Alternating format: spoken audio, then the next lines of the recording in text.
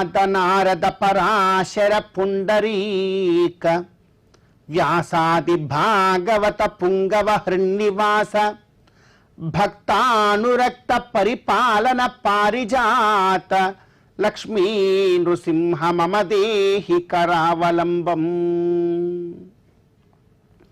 అత్యంత పవిత్రమైనటువంటి ఈ వైశాఖ మాసంలో శుభోదయ వేళలో దేవదేవుడైనటువంటి శ్రీమన్నారాయణుణ్ణి, కలియుగ ప్రత్యక్ష దైవమైనటువంటి శ్రీ వెంకటేశ్వర స్వామి వారిని పరిపరి విధాలుగా శరణాగతి చేస్తూ ఉత్తమమైన ఈ వైశాఖ మాస శుభోదయ సమయాన్ని మనం చరితార్థం చేసుకుంటూ ఉన్నాం.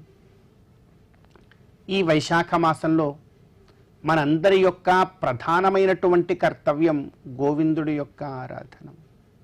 గోవిందుణ్ణి ఎంతగా భక్తి ప్రపత్తులతో మనం ఆరాధన చేస్తామో అంత గొప్పదైనటువంటి ఫలాన్ని మరి మనందరం కూడా పొందవచ్చు. కేవలం ఈ భగవత్ కైంకర్యం అనేటువంటిది ఏదో నీవో నేనో మన తండ్రి గారో తాతగారో చేస్తున్నది కాదు. ఈ విశ్వాన్నంతటినీ కూడా సృష్టించినటువంటి ఆ బ్రహ్మదేవుడి దగ్గర నుండి ప్రతి ఒక్కరూ కూడా వారి వారి యొక్క గొప్పదైనటువంటి జీవితాలలో, వారి వారి యొక్క జన్మలలో వారి జీవితాన్ని జన్మని సార్థకం చేసుకోవడానికి వేల కొలది లక్షల కోట్ల కొలది మహర్షులందరూ కూడా ఆచరించినటువంటి గొప్ప కార్యం ఏదైనా ఉన్నదా అంటే అది కేవలం భగవత్ కైంకర్యం మాత్రమే. అంత గొప్పది మరి భగవత్ కైంకర్యం. అందుకే ఆ మహావిష్ణువు యొక్క ఆరాధనాన్ని మనమందరం కూడా ఆచరించాలి. ఆ మహావిష్ణువు యొక్క ఆరాధనాన్ని ఎంతగా ఆచరిస్తామో అంత గొప్ప ఫలాన్ని మరి మనందరం కూడా పొందగలము. కనుకని ఈ కలియుగంలో ఈ వైశాఖ మాసంలో శీఘ్రముగా ఫలాన్ని అందించేటువంటి, చూడడానికి ఉగ్రరూపుడే అయినా కూడా అతి త్వరగా అనుగ్రహాన్ని ఇచ్చేటువంటి ఆ లక్ష్మీ నృసింహస్వామి వారిని ఈ వైశాఖ మాసంలో ఇలా మనం శరణాగతి చేద్దాం. ఈ శరణాగతి ఎలాంటి ప్రేరణను మనకు కలిగిస్తుందో ఒకసారి చూద్దాం. ఎంతమంది స్వామిని కొలుస్తూ ఉంటారో చూడండి. ప్రహ్లాద నారద పరాశర పుండరీక. మొట్టమొదట ఆ స్వామివారిని ఈ లోకానికి రప్పించగలిగినటువంటి మహాభక్తుడు.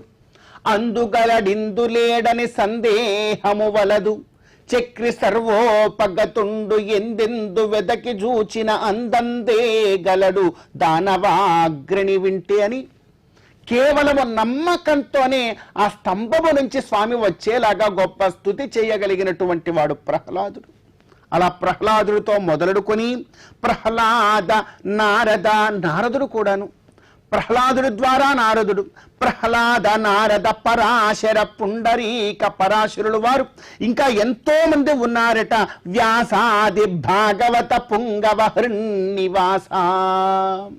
ప్రహ్లాదుడికి, నారదులకి, వ్యాసుల వారికి, పరాశరుల వారికి ప్రతి ఒక్కరికి కూడా హృన్నివాసుడైనటువంటి వాడెవడు అంటే ఆ లక్ష్మీ నృసింహస్వామి వారు ప్రతి ఒక్కరి హృదయాలలో కూడా ఉంటారు.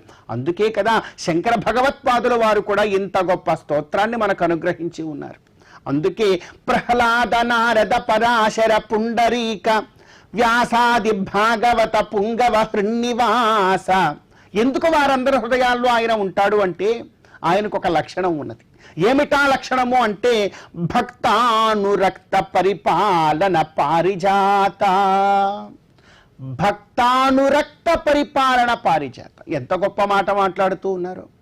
ఆ భగవంతుడు ఏం చేస్తూ ఉంటాడు అంటే భక్తులకు అనురక్తి కలిగేటువంటి, వారి యొక్క భక్తిని మెచ్చి వారిని ఎప్పుడు ఏ క్షణము ఎలా అనుగ్రహిస్తే వారు ఆనందంగా ఉంటారో అలా అనుగ్రహించడాన్ని ప్రధానమైనటువంటి కార్యంగా పెట్టుకున్నటువంటి వాడు కనుక మనం వారిని ఎంతో గొప్పగా శరణాగతి చేయాలి. అందుకే